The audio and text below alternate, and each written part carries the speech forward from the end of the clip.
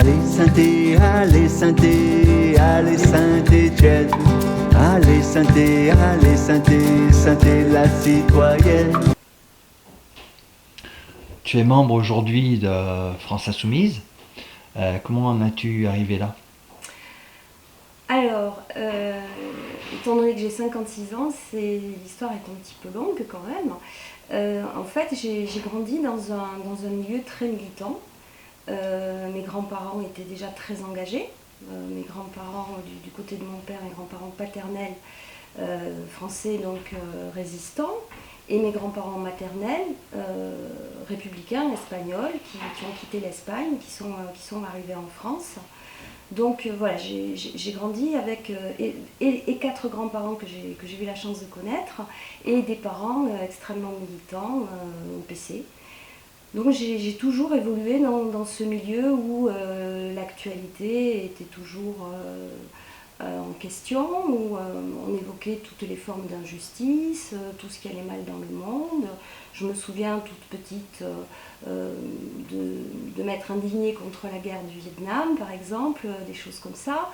Ensuite, adolescente, je me souviens de m'être mobilisée, d'avoir manifesté lorsque Bobby Sands faisait sa grève de la faim, par exemple.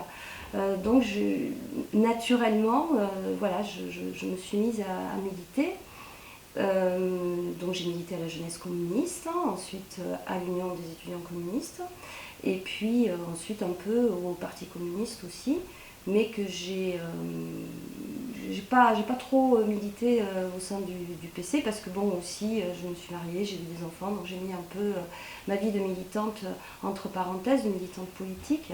Et puis ensuite, dès que j'ai commencé à travailler, en revanche, je me suis tout de suite syndiquée, et j'ai poursuivi mon militantisme syndical. Voilà.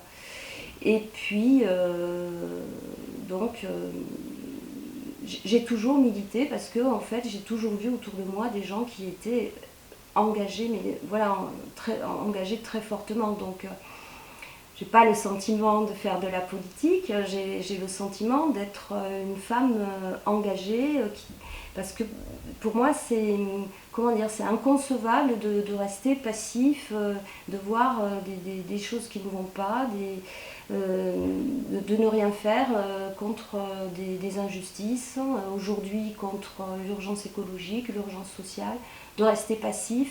Pour moi, c'est impossible, parce que j'ai toujours vu autour de moi des gens qui exprimaient leur indignation et leur révolte, et qui, dans leur vie concrète au quotidien, mettaient tout ça en pratique.